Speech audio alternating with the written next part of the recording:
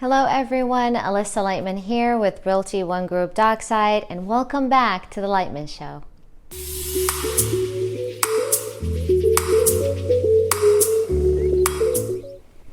Today we'll be talking about buying a home, how to make sure you're buying the right home, and what are the things to consider in the process.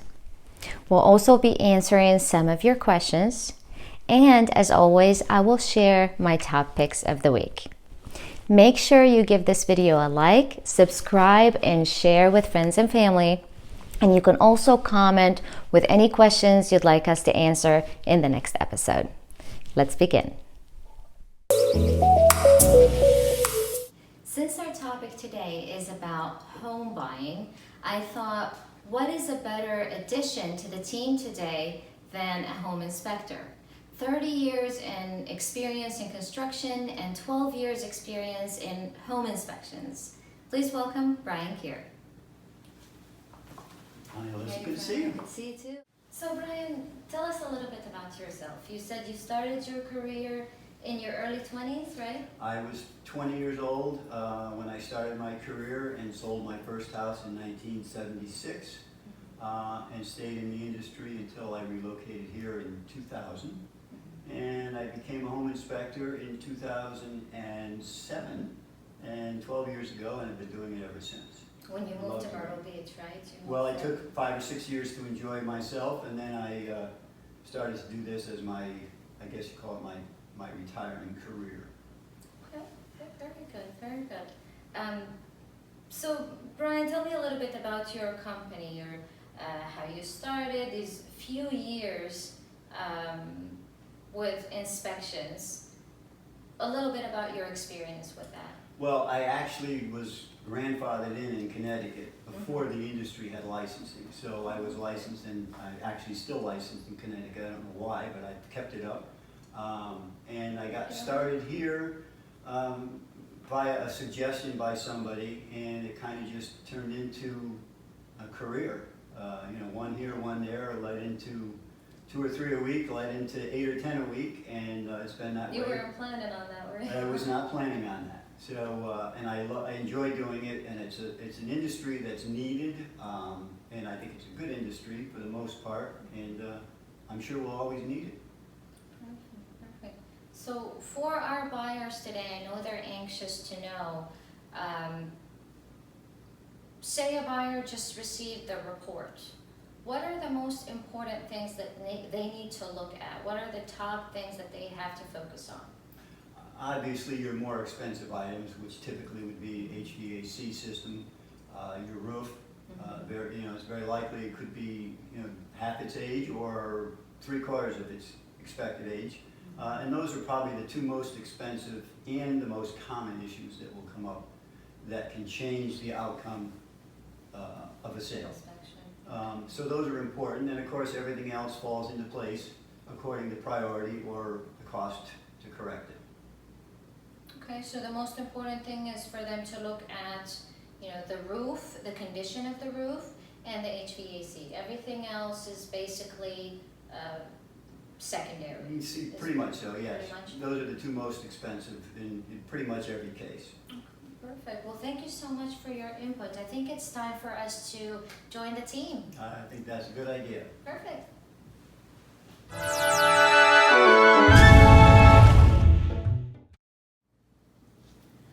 Once you've decided you want to buy a property, there are many things that are involved in that process. And today we're going to be talking about step by step how you're going to do that and what are the things you need to look out for. For a real estate agent, the most important thing for my buyers to know is that they understand what their budget is. So that's the first thing, is that they have to meet maybe with a lender and find out what their budget is, make sure they're able to buy and what their buying power is. So let's start with the first steps. What do you think the first step should be? Well, I think the first step is to speak to a lender, mainly because we're speaking of budget. They really have to understand what their expenses are, how much money they're making, what the process is in getting them approved for a loan. and then how much will they be approved for. And once you have that established, then you look for the documents to back it up. So to keep it simple, most people have a job. You look for their pay stubs, you look for their spending habits, so you ask for their information to pull their credit. Once you have that, you can compare the income and expenses, almost like a P&L for a business owner per se. So you keep it simple though. They're running their house like a business, even though it's for their family. And once you have those numbers, that will help establish what they can afford to buy. So if they're spending like $1,100 or $1,200 a month in rent, and they're affording that, then there's got to be, or should be, leeway for them to be able to afford a house that's that payment at $1,200 or $1,100 total, being the principal, interest, taxes, and insurance. It's simple but complicated because people don't understand that part of the spending. And there's a lot of paperwork that comes into play with that, right? There's a list of things that you guys give them to Yes. provide. Yes. Things like their pay stubs, their tax returns or W-2s. If they're self-employed, you need their business information, tax returns, and business bank statements. So those are the things that kind of put the puzzle together for the buyer. Oftentimes, a buyer might forget as well that within that $1,100 or $1,200 that they're typically spending on rent, we also have to include taxes and insurance Absolutely. in that budget. So Yes, and a lot of times, what is it, PMI, is that right? sometimes If you're PMI. not putting 20% down, or, If you don't put 20% down, you have PMI, or if you're going through one of the programs, which is an FHA program, which is for people, it makes it convenient for people that first-time buyers type or little lien on credit, that mortgage insurance is included in the payment. So that was a good point. And of course, after we know how much they can afford, right? Then you go And find we them a can house. You have to find them a house first, Alyssa. of course, And of course, then, that's and right, then, that's then right. they can come see me, and we'll start doing a title search on that home, and to make sure that the house is free and clear, from any judgments or, liens, that sort of thing. And we pass it on along over here, and we get our home inspectors involved to make sure that the house is safe. Once they've zeroed into a house, then that's when our industry would come into play. I'm sure you'll take them around in many cases to look at too many houses, but ultimately they'll zone in on one, and that's when we would typically get a call from either directly from a buyer or from an agent who may refer us. And once that's done, if everything comes back well, which we always hope, goes back into your hands, and Goes back and to Angie. in 60 days, hopefully, or less. there's a Hopefully closing. less, hopefully less. It's not always happening right now, but Well, sometimes with that inspection, you may find things that need to be done. Yeah. So as a lender, we have to go in true. Yes. and account for that. So say windows have to be replaced. There are big expenses that a lender wants completed prior to funding. Oh, absolutely, So- yeah, they want to see that addendum, they want to see the receipts of Sure. all the repairs that are complete, and you need to see that as well as a. Yes, in attorney. order for us to close it, we obviously have to provide it to the lender, but also, you know, if we have a bill for something that was done, we need a paid receipt showing that that was completed. If it wasn't paid for, then we have to include it on our settlement statement, make sure it gets paid at closing. And part of that is a negotiation with the lender, with the realtor, with the buyer and seller, because sometimes that's leverage. From our last episode, we talked about that a little bit. Exactly, for the price. Sometimes, a lot of times, actually, the sellers are willing to negotiate a little bit of the price rather than fixing something or, you know, taking on the responsibility to hire a professional electrician or I think you're right roofer there, or. So one of the things that is an advantage in today's market is they have renovation loans. So in a purchase, again, it's leverage. It could be for either the seller or the buyer. So if the seller doesn't want to do the work, you can negotiate a lower price. Then the buyer can get a home renovation loan and use that to make the improvements, where those repairs don't have to be done prior to closing. So it's an advantage, and it could be used on either side. But most loans, though, they do require, if there was a repair that needed to be made, I'm assuming they would require that to be done before closing, right? Absolutely. Yeah. The only way, yeah, well, there's conventional repair, renovation loans, and there's FHA renovation loans. But you're right, if they're not gonna negotiate, or they're not gonna fix it, and the seller has to do it, or the buyer has to do it, those repairs have to be done and paid for up front. So that's where it becomes, who's gonna pay? It's the chicken before the egg, or it becomes a little fun. A dance for the real estate agent. Yes. Yeah. Yes, but usually we get to an agreement, because of course the seller wants to sell, the buyer wants to buy, so they usually come to some middle grounds there, and that's always good. But always make sure that you find that agent that's able to help you, able to look out for your best interests in finding a home, getting you connected and with great contacts such as my team here, and have your lending taken care of, your liens and everything with the attorney, with the property. So that's very important. Make sure you always have these people in check, and you have these people to ask questions if you need them. The second question I have here is, how does the law of supply and demand affect the housing market? And as a real estate agent, that's a very broad question. It depends on a lot of different factors. It could have a lot to do with the economy.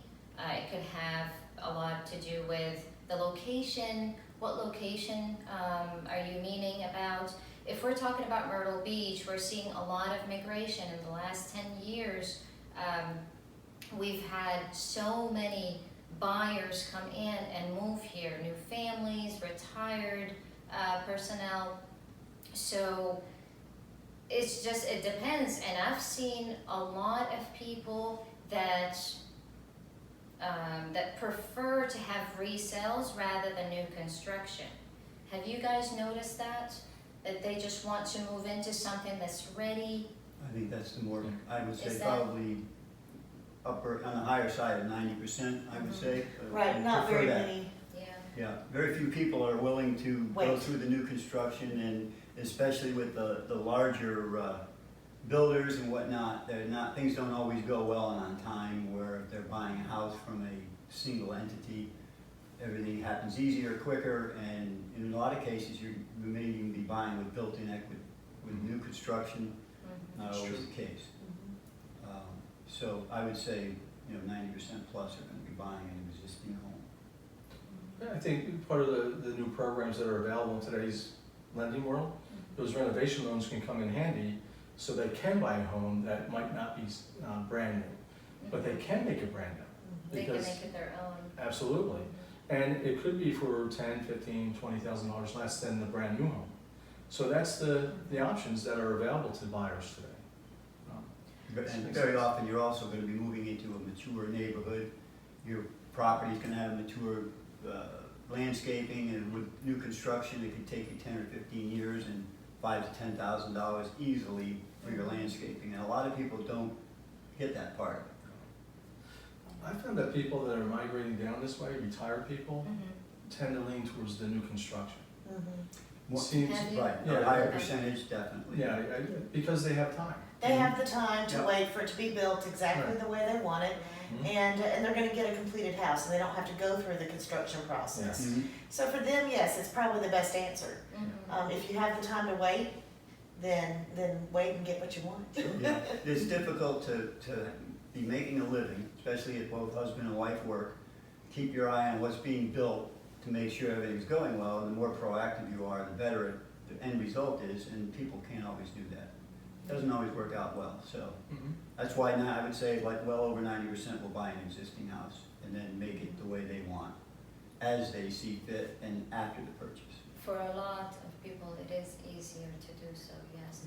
Well, I have one more question. go ahead. As a home inspector, what's your take on getting an inspection on new construction? Oh, boy. Myself, I kind of stay away. I'm so busy as it is now, I try to stay away from it. If people are having issues with a builder, sometimes it's well worth it. When we get injected into that situation, sometimes is the beginning of the process, things aren't going well, they're being told one thing and something else is happening. I used to do quite a few of those. I shy away from them as much as I can now because it's very time consuming. But if somebody feels a need for it, absolutely get somebody in there that knows what should be going on, make sure it's happening, and if not, give them advice on maybe how to talk to the builder. That's good. So moving on to a couple of questions that we've received today. The first question is, should I buy or continue to rent? What do you guys think about that? I'm a big fan of buying. Of course, that is my profession. If you You can know? own, you should own, right? But if you can afford to, you should own your own property. If it's the same price, if you're paying $1,200 to rent and you can pay $1,200 to own, it certainly makes sense to own because you're investing in something that you can make a profit on later on down the line. Right, you're investing in your own piece of property instead of your Exactly. landlord's piece of Yours. property. And a lot of times it's a little under what you're paying in rent. Yes. And the thing is, as much as it goes to how much you're spending, that's $15,000 a year if you're spending $1,200, $1,500 a month. That could be used for down payment and getting into your own home. So in the lending world, there are programs for people that have struggled with down payment or closing costs, which you can talk about helping them with the closing costs, and then the programs where there's some assistance to get down payment. So there's enough programs for people to see and to learn what they can do to buy. Yeah, so there are a lot of programs out there that people can afford to purchase a home, and it's always a good idea to own if you're able to, of course. The next question I have here is, I need to downsize. Should I start looking for a home before selling my current home? Well, here it kind of depends. It kind of depends what situation you're in, what neighborhood you're in.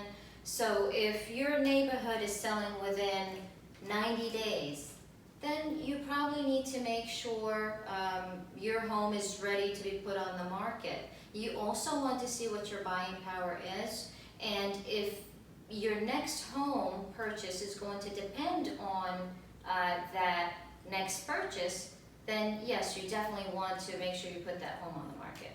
I agree. Yeah. I think you make a good point. You need to find a realtor to assist you in determining what your sale is worth. Because until you know what your buying power is, and there may be things that need to be completed or fixed up, and so that way your house is ready to go as soon as it's time to put it on the market. And you know, sort of do them at the same time. Look and look for a purchaser as well. But the key, I think, is having a realtor to assist you in getting that sale ready. Right. And when you talked about supply and demand earlier, that plays a factor in that situation. Because if you have to sell your home before you can buy the new home, when you put an offer in and it goes in with a contingency, you know how long is it going to sit there. We don't know how long your Right. home's going to take to sell. And especially if you're in an area or a neighborhood that takes a lot of time, say 6 months, or sometimes some neighborhoods take a year to sell, well then maybe you can look and kind of try to narrow down your search into 2-3 neighborhoods, but you have to focus on putting that home on the market and getting it sold, at least getting an offer, and then you can maybe negotiate when you want to close and move on to the next property. So. I think it's very important. There are neighborhoods, the houses are selling in the first 3 and 4 days, Yeah. week. There are. 2 weeks, people are getting to the point after 2 or 3 weeks, they think their house isn't going to sell because their friends are all selling now in a day or two, in many cases. So if the demand is there, I think it's a little different, and you would know that from your realtor, Absolutely. if everything is selling that quickly in your neighborhood. My pick this week is Plantation Point. This community is one of the top favorite communities in Myrtle Beach. Plantation Point is a luxury community with a free and voluntary HOA. Here you will find a big variety of architecture, colors, and different sizes.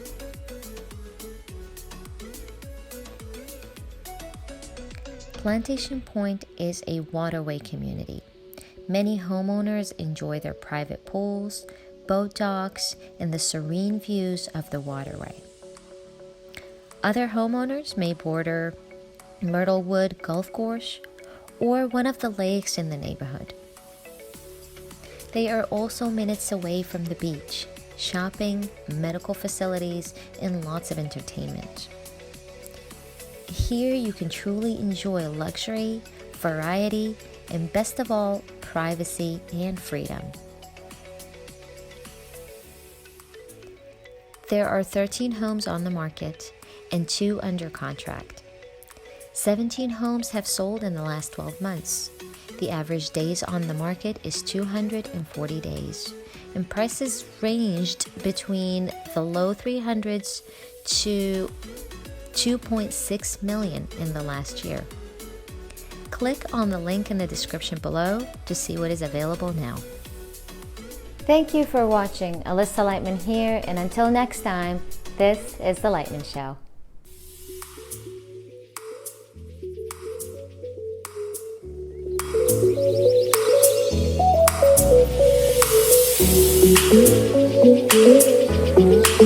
Thank you.